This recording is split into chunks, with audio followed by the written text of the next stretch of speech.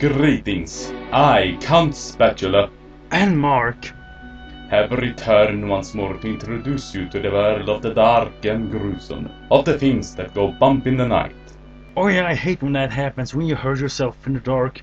Like last week when I stubbed my toe in the bathroom and... The stuff of nightmares, whether they are supernatural in nature or products of the wickedness of humanity. Latter being the case with the independent production Nerd Quest, the creation of the British person Mike that's already been covered. What do you mean? You see, there's already a vlog about that by that guy you don't want me to mention. You know, that guy you're afraid will give you an existential crisis if I bring him up. You know, the guy who plays us, the Castro... Bite your tongue! I forbid the name to be uttered in this room. Well, this is his bedroom, which we just happen to be sitting...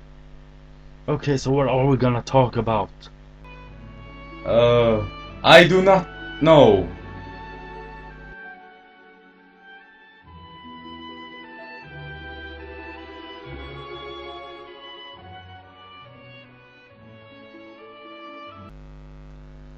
Well, since we are unable to discuss Mike J's comedic slasher film, which is a great feat since I get so much joy and laughter from all the gore and brutality of this motion picture. How about we discuss some other of his work, like his novel, The Secret Circle of Imaginary Friends, available on Amazon? Perhaps we could. What form of tale is this book? It's a children's book. Fiction for the infants? By Mike Jevons? The same person who makes shameful sequels, infomercialism, who explains what the word Annie means to the British? He wrote something for children? Hey, what's the harm in being multifaceted? Fair enough. So, do we have a copy of it? No, we don't. Sorry, Mike. Well, I suppose it might still be a good read. It's just not my cup of blood as far as I know. Hey, Brad Jones made a whole series out of their reviewers. Maybe we could... Let's not retread the same topic we already have spotlighted 1 year previously. Okay, how about one of the new horror reviewers on Tig? Like the Horror Guru or Count Dracula? Why does it always have to be something related to that guy with the glasses? We're not even part of that site. Old habits die hard, you know. You know what dies hard? Vampires, that's what. When you are reduced to nothing but a pile of dust and bones, I shall still walk the earth. Unless you drink some more holy water. Hush!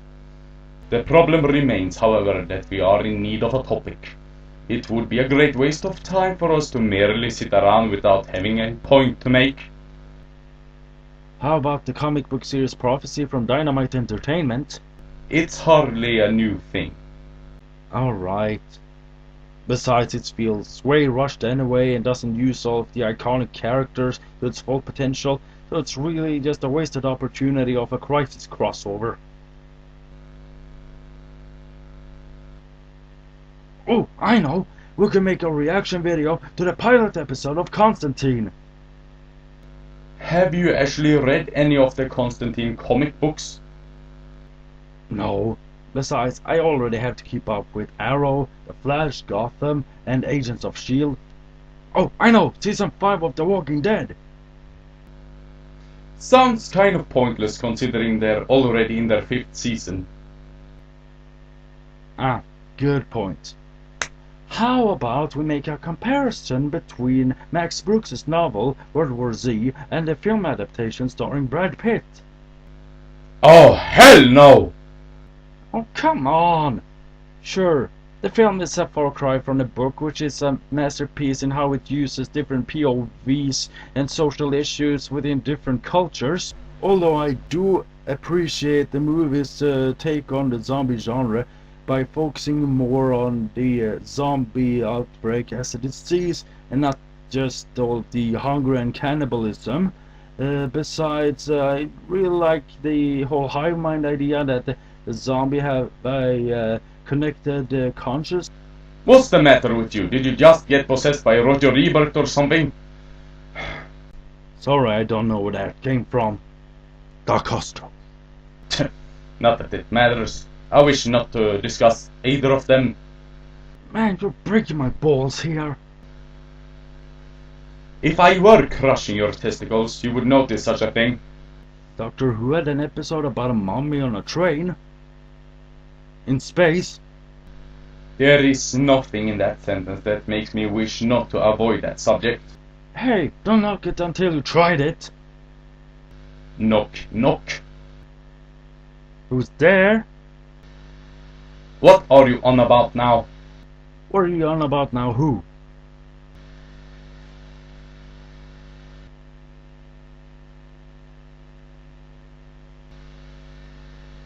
I give up.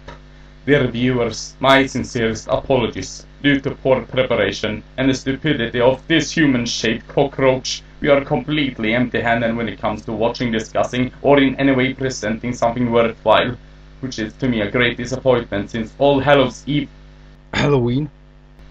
yes, that too, is just around the door. A most wonderful time of the year when we indulge in our own fears, followed by the sweet relief that this exhilaration bids. It could be done by tricking or treating, dressing up as something terrifying, watching a horror film, or reading a horror story. Therefore, I feel that we have reached a great failure in contributing to the spirit of Halloween, as we have nothing to bring to the table this year. Oh man, I haven't seen him this sad since last year when Elisa Hansen got married. Imagine how he'd react if he found out she just had a baby. What's that? Oh, what have I done?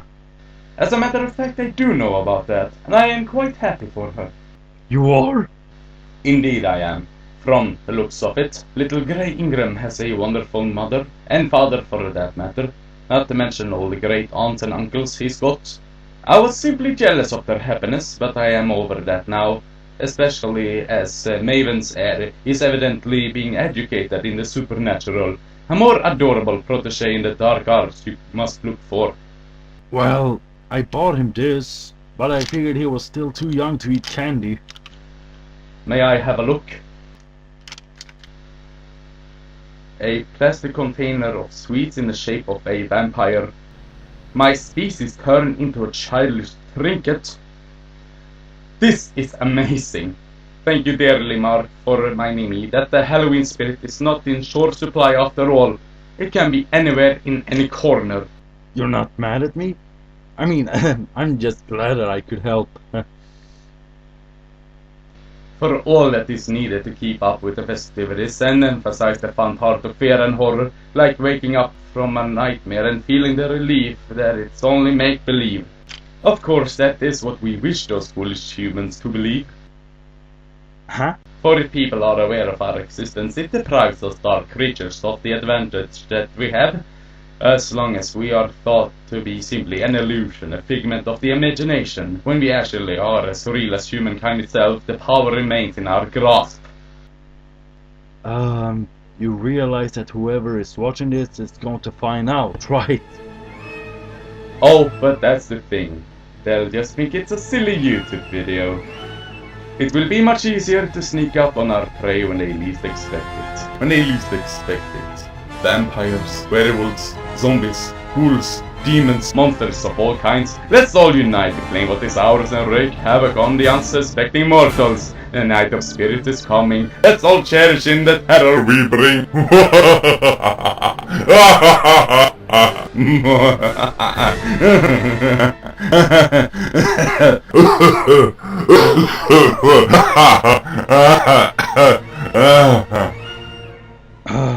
Happy Halloween, I think.